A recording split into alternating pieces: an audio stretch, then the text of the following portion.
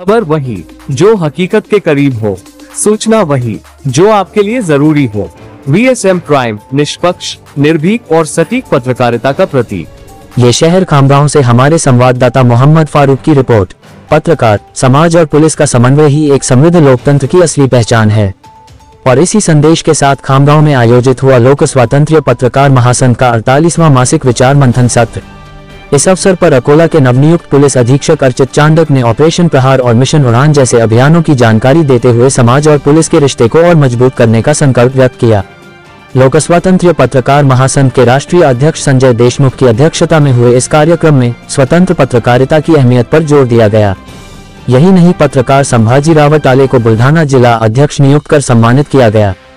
कार्यक्रम में अतिथियों को शॉल, पुष्पगुच्छ और सम्मान चिन्ह प्रदान किए गए। साथ ही राम रक्षा किट का वितरण कर सामाजिक चेतना का संदेश भी दिया गया। इस अवसर पर मंच पर डॉक्टर संतोष कुमार हुशे, श्रीमती सुमैया अली, वैष्णवी दातार और कई प्रमुख गणमान्य उपस्थित रहे। पुलिस अधीक्षक को पंज अबराव द्वारा रचित गौरव काव्य की फ्रेम भेंट की गई, जिससे समारोह का गौरव और बढ़ा। कार्यक्रम का संचालन श्रीमती जया भारती ने किया और आभार प्रदर्शन पुष्पराज गावंडे ने। ये सिर्फ एक आयोजन नहीं था, बल्कि यह संदेश था कि पत्रकारिता, समाज और पुलिस का रचनात्मक मेल ही लोकतंत्र की ताकत है। खामगांव से मोहम्मद फारूक की विशेष रिपोर्ट।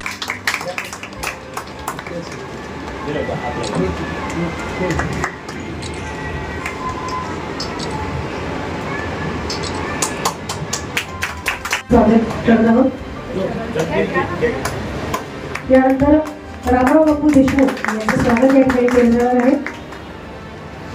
त्यानंतर पुरुषोत्तमजी मोरगडे सर, तर माननीय पंजाबराव बापू देशमुख,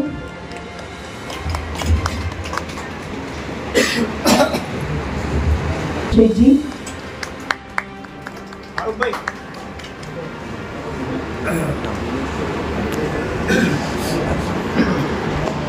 स्वातंत्र्य दिवस आहे, त्याच्या अनुषंगाने एक ड्रग बाबत अवेअरनेस पण करायची आहे।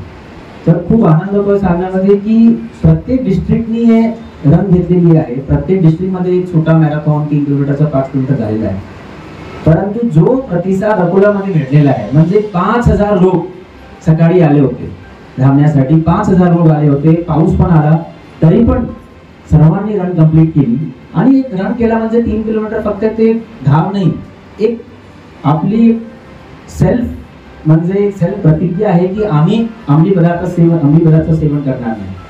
कारण की अंमली पदार्थ मध्ये 2 गोष्टी आहेत, एक सप्लाय आहे ज्याच्यामध्ये आपण काम करतेच आहे। म्हणजे मईच्या महिन्यामध्ये 22 केसेस झालेले आमचे, फक्त NDPS चे 22 केसेस आतापर्यंत सर्वात जास्त मईच्या महिन्यामध्ये झालेले आहे आणि 50 लाखच्या मुद्देमाल सुद्धा नष्ट केला आहे।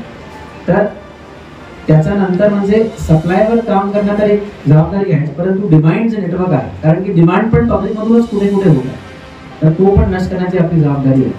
तर हे सांगण्याचा फक्त एक अर्थ आहे की हे जे उडान मोहीम आहे आणि ऑपरेशन प्रहार अकोला माणसासाठी आहे, आणि जे अकोलाचे पत्रकार आहे, मला जोरा कौतुक नाही करणार ते कमी असणार की त्यांनी एवढा चांगला त्याचा म्हणजे सहकार्य दिलेला आहे आम्हाला।